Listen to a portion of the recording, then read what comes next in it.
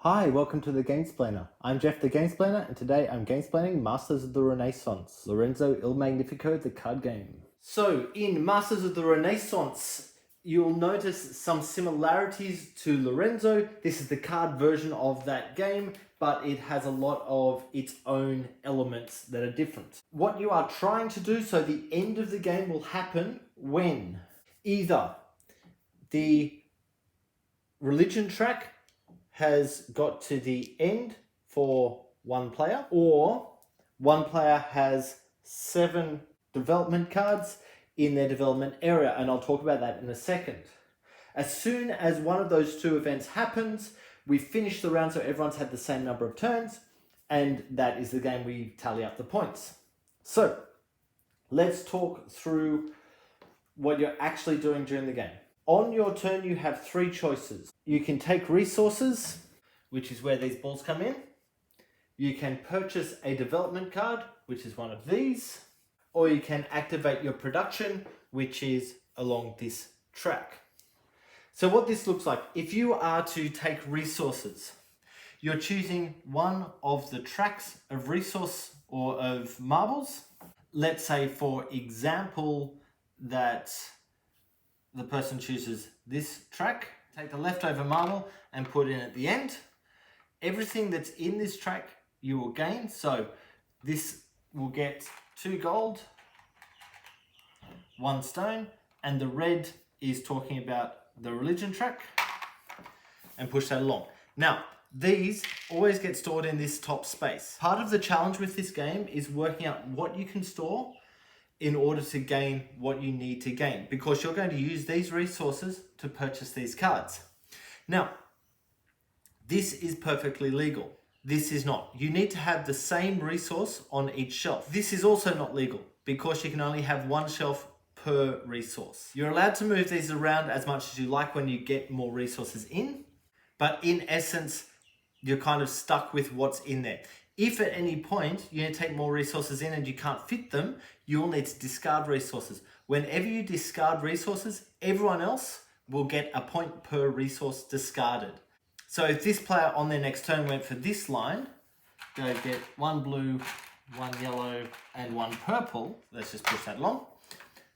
Sure, they can fit the yellow in by moving them down to the 3 line, but they can only hang on to 1 of these other resources. So say he hangs on to that one, this one will need to be discarded, which means this guy would get 1 more point. Okay, the next thing that you can do on your turn, so that's one thing you could do. The next thing you could do is to trade in resource for these cards. The cost of the card is in this top little space here. So notice if this guy is going to purchase something, he's got stone, people, and gold, which is this card here. So 1 of each to purchase that card, and that goes into the first spot. The points on the bottom are points at the end of the game.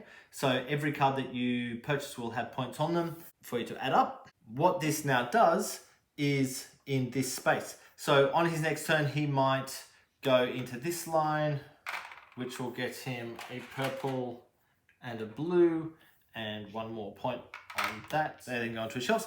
On his next turn, he can action his space. So this card enables him to turn that into a stone, and that goes here. I'll talk about this section in a second. This allows him to take 2 of anything, so it could be those 2 or those 2. He might take those 2 for the moment, to turn them into something, and can be any of the resource types in that bottom space. And he might just for the moment just go for that. Okay, so this bottom space, you can keep as much stuff as you like. There is no limit on how much goods, how much resource is able to be kept there. There's only a limit on the actual track. If he had stuff in here and here, he'd be able to action that as well on that particular turn. The whole game is about building up the number of resources you've got so you can get these higher end cards, which cost a lot more, but do some really hardcore things a little bit more. Once the player has a level 1 card in here, when you're taking new cards in, so I said that the way the game finishes is when you have 7 cards. There are only 3 spots. you can take a level 2 card, so once he pays for it, and that goes over the top of the level 1 card. Notice these points will still be gained at the end of the game, but this is the card that will actually action. In order to take a level 3 card, you need to have a level 2 card on your board, obviously pay the cost at the top, and put that down. Notice you can only get a level 3 card if you already have a level 2 card. You can only get a level 2 card if you already have a level 1 card. So I couldn't take a level 3 card and put it just there because there's nothing underneath it. It needs to build up from the level 1 card first. The other element that you've got is these 2 cards. Everyone was dealt 4 cards and chose 2 of them. And what they do is once you have that resource, or once you have those 2 types of card here, you would be able to action them. He doesn't have them at the moment, but let's just say, for example, he did. If he had 5 yellow anywhere on his board, so it could be here, could be here, it doesn't cost the yellow, but he would put that down nonetheless. And what that does is it expands these shelves so he can keep 2 stone over here instead of on those shelves. What this one does, once it's been actioned, 2 points at the end of the game, but he is able to get one of these cards or any of these cards that he now purchases once he's got this for a discount of 1 person. So he could get this card for just 1 blue and 1 stone. The action of those cards is really just a matter of having the stuff. It doesn't cost you anything and it doesn't cost you a turn to do it. You just do it as part of your turn. Now, when this religion track gets through to here on any player's board, that is a scoring moment. There are 3 of these through the game, so you notice these little bits.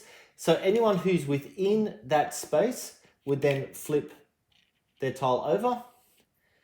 Anyone who is not in that space yet loses the tile. So it's worthwhile pushing forward on that religion track. Even if you're not the person who causes the scoring to happen, you need to be in that when it does happen. And that will happen 3 times, the 3rd time being the end of the game.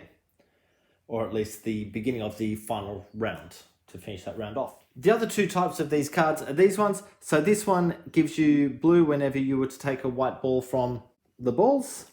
So this one would give you a blue resource whenever you would take a white ball or take a row with white balls in it from the resource stuff. And this one gives you an extra action in accordance with when you do that line. So you can trade this one particular card, you can trade in 1 gold for 1 something and moving 1 along the religion track. I believe that I have covered everything necessary for this game. Where the final scoring comes from, let's just run through it so you're really aware, is firstly the points on the bottom of these cards, the points that you have passed on the faith track. So this guy would get 5 points. If he was here, he would get 9 points. And that includes the Pope's favourite tiles, which are these ones. Each of these leader cards, so it's 2 points there, there's another 3 points over there. And then every set of 5 resources that you have at the end of the game of any type. So at the moment, he's only got 3 resources. If he had another 2, that'd be worth another point to him. And obviously, whoever has the most points at the end of the game is the winner. Look, I'll leave it there. Please go ahead and watch my Gamesplayed to get a feel for how the game plays. If you have any comments or suggestions, please write them below. If you have any games that you would like to be Gamesplayed, please shoot me an email to thegamesplainer@gmail.com. Follow me on Instagram and Twitter @thegamesplainer to keep up to date with the games I'm playing. Subscribe to my videos to keep up to date with the games that I'm gamesplaining. And until next time, enjoy gaming.